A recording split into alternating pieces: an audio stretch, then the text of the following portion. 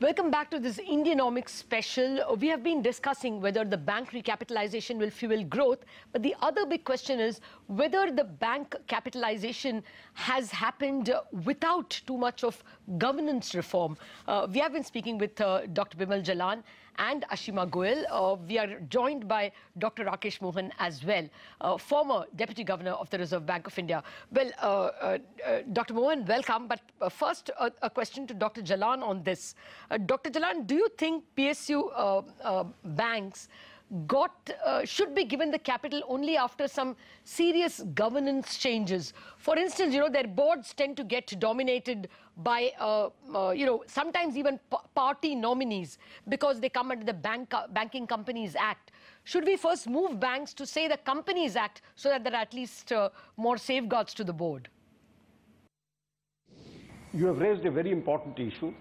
I have also written about it in the past, but let me tell you that this is the most important issue that you have raised in terms of what you might say governance aspects. That the government should decide policy. What is our policy? How much money we can spend from the budgetary side? How much money we can spend through the bonds and so on and so forth? That's for the government to decide.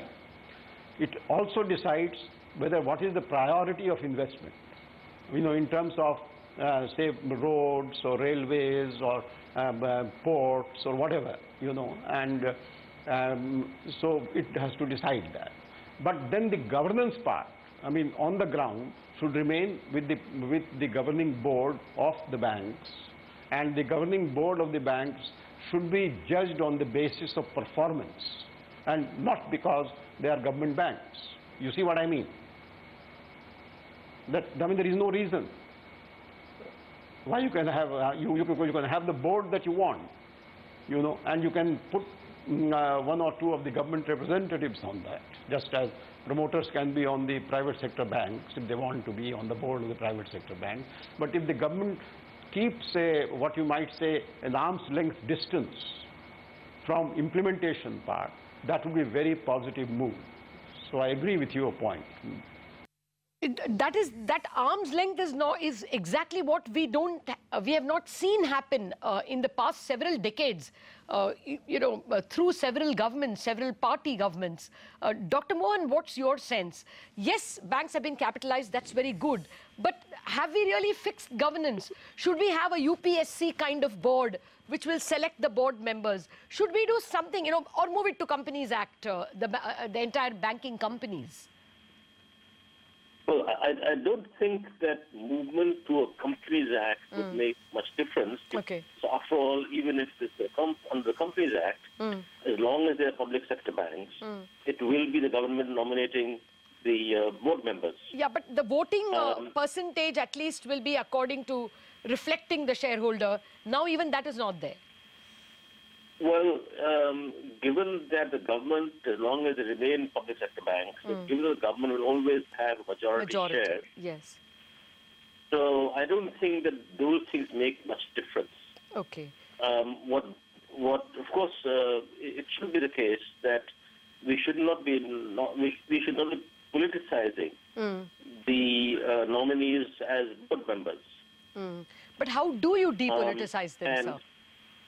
Well, I think we have to face the fact that as long as we do have public sector banks, with some rationale for having public sector banks,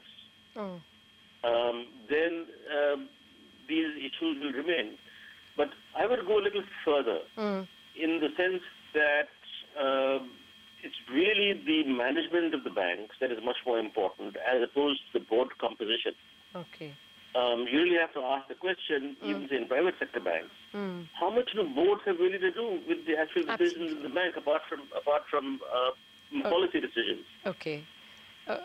And so my own view has been that the problem that took place, perhaps between 2009 and 2014, or something of that order, or maybe 2015 perhaps, was the government behest to public sector banks for lending, particularly for PPP projects, where we went excessively into PPP. Yes. So the question goes back really to the government as opposed to the banks. The public sector banks are there because you want public sector banks so that they carry out government policy on certain issues. Otherwise, you don't need public sector banks. Okay. Yeah, then that's my next question. And let me get Dr. Jalan and Ashima on that. Dr. Jalan, do you think government should privatize some of the banks?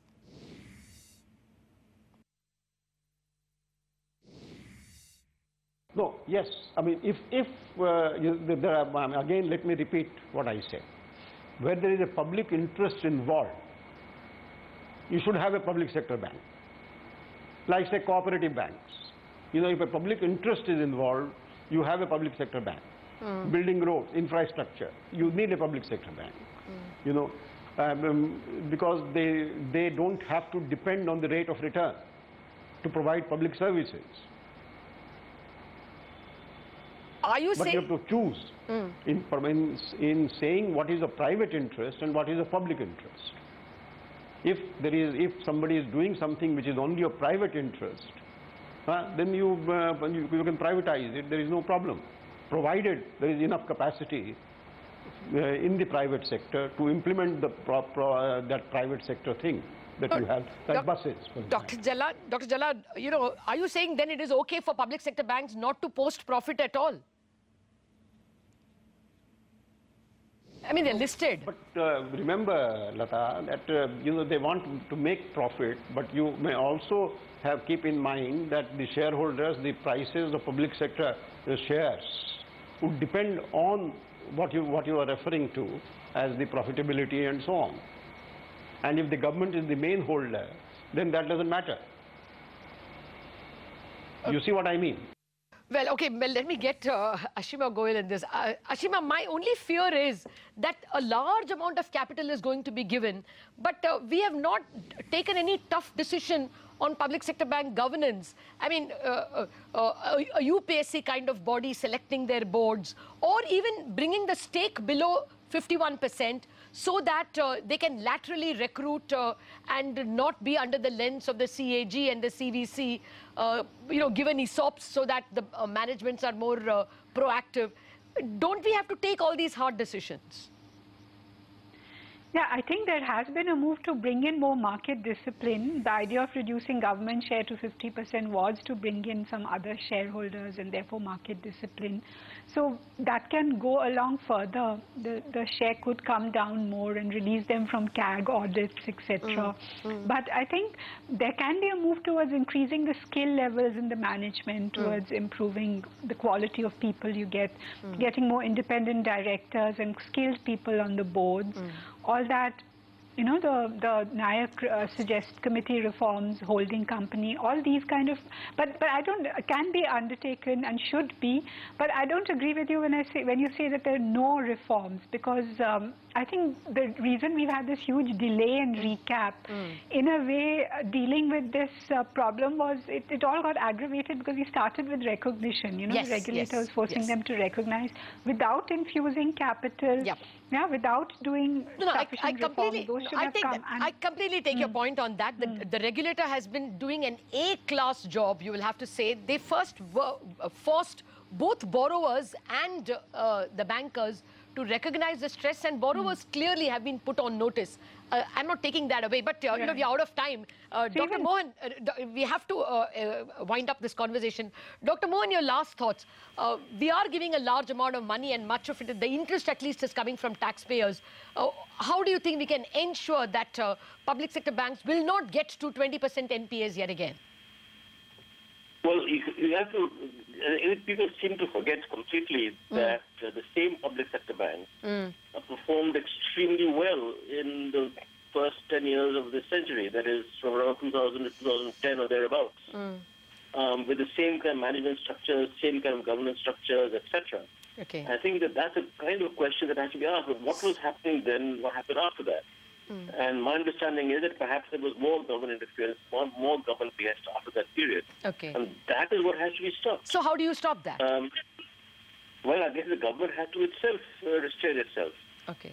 I think that institutional mechanisms to discipline the government, some institutional mechanisms to discipline the government, to ring-fence managements. You know,